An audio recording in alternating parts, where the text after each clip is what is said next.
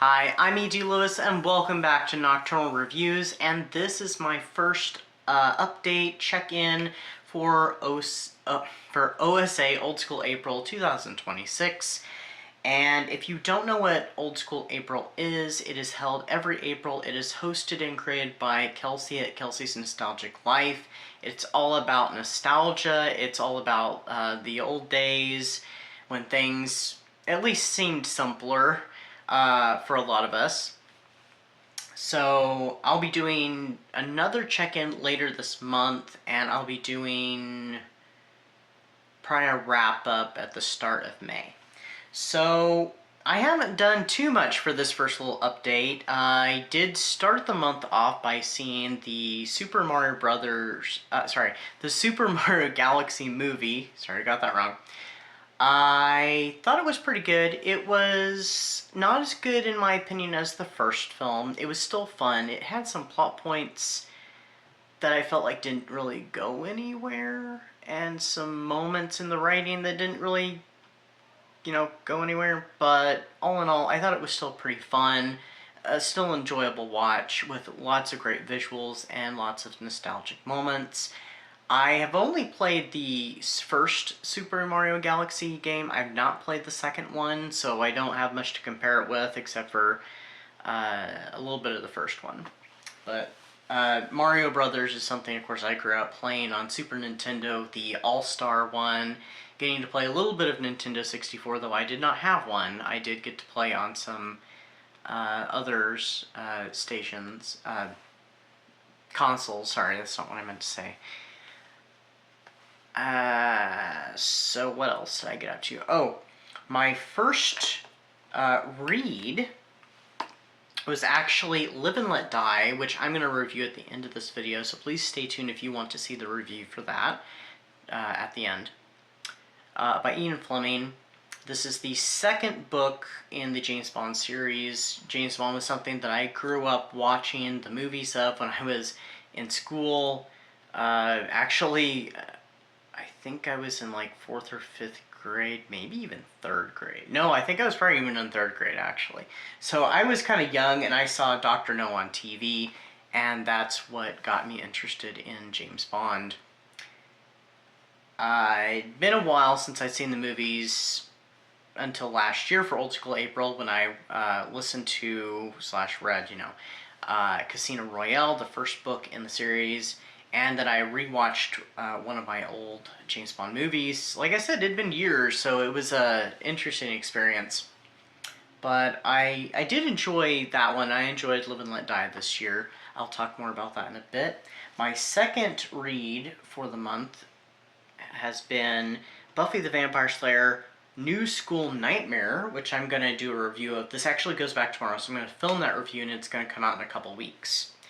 This is actually a graphic novel. There's 2 in the series, and I just happened to stumble upon this at my local library. And I was like, oh, cool, I've been wanting to read that, because there's like no, or next to no Buffy books that are available in digital format, which is the best way I'm going to be able to get to read a lot of them. I do have a small collection of them, but this one is one I don't have, and they pulled a lot of like Kindle Buffy books. There's only a handful, like the newer ones, and that's pretty much it. So, but they don't have BookTube, but this was a fun read, so I will be talking about this in a future video, which I'm going to film. Then I also listened to A Study in Scarlet by Sir Arthur Conan Doyle. I might do a review on this. This is the first ever Sherlock Holmes book, and it was published in, what was it, 1887, something like that. I actually don't have a copy of it anymore. The picture I used actually on Goodreads, it shows the edition that I did have years ago. I ended up not reading it, and that was when I ended up purging a lot of books, because I did get rid of a lot of books when I kind of fell into kind of an era when I was changing how I read and what I read and how much I read, so I did purge a lot of books, and that was one of them that actually got, so, sad, but it happens. I did listen to it on Audible, because my Audible subscription, I did forget to say this on my, I'm back video. did get renewed for another 3 months. They offered me the same deal, so I'm like, oh sure, I'm gonna go ahead and take it. So I did listen to it, being read by Stephen Fry, and he did an excellent job. I might continue with more of those, especially since I've been very much getting back into Sherlock Holmes, so there might be a video of that coming in the future. I don't know when, but we'll see. I watched just last night the Oscar Wilde biopic called Wild, which also starred Stephen Fry, and it was pretty dang good. I've had it on DVD actually for probably at least 10 years, or about 10 years. Never opened it, and I was like, you know what, I'm finally gonna watch this. And like I said, it was really good. It was very solid. From what I understand, it's pretty accurate to Oscar Wilde's life. It just does some rather abrupt time jumps, and so things get kind of glossed over, unfortunately. I didn't know how far it was going to go, and then I'm like, is it going to go into the last bit? Nope, it just kind of ended, and then it had the cards that gave you the information before the end credits rolled. But all in all, pretty solid film. It actually came out in the 90s, the decade in which I was born, just at the other end of the spectrum, so that was, nice to see an older movie that I had not seen and that I'm interested in. So, and then today I started listening to Batman Resurrection by, let me check who wrote that. I've had it for a little while on Audible, and I just decided it'd be perfect for this month to do. So it was one that I kind of had on my private pile of possibilities that I didn't share. Batman Resurrection by John Jackson Miller. So it is a sequel to Tim Burton's 1989 film Batman, and so far I'm really enjoying it. So I still got quite a bit to go on it, but I did start listening to that. So that is my old school April, and now we're going to transition into Live and Let Die. So Live and Let Die is the second book in the James Bond books by Ian Fleming. It was published in 1954, and this one follows close after the events of the first book, Casino Royale.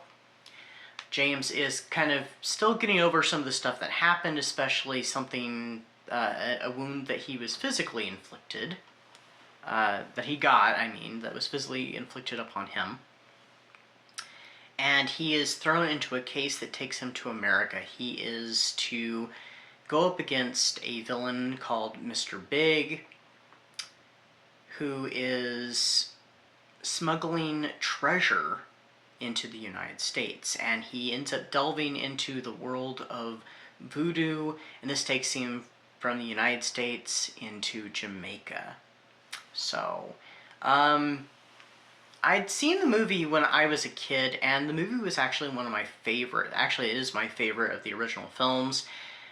Roger Moore is my favorite James Bond. This is quite different from that film. It does have some of the earmarks that are similar, but the film of that is, the plot's completely different. The villain's the same, but his associations are not, and it even takes us into New Orleans, which I thought was really cool. And of course I have a long love with New Orleans and Louisiana.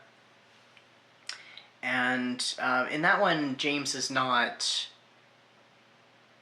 investigating treasure, but basically a drug racket that's going on.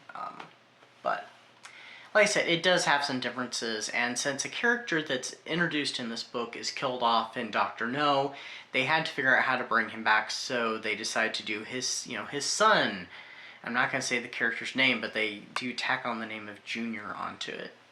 So, and also we get a very early film with Jane Seymour, who plays Solitaire. Solitaire in the book is a little bit different. She doesn't read tarot cards like she does in the movie. She reads playing cards.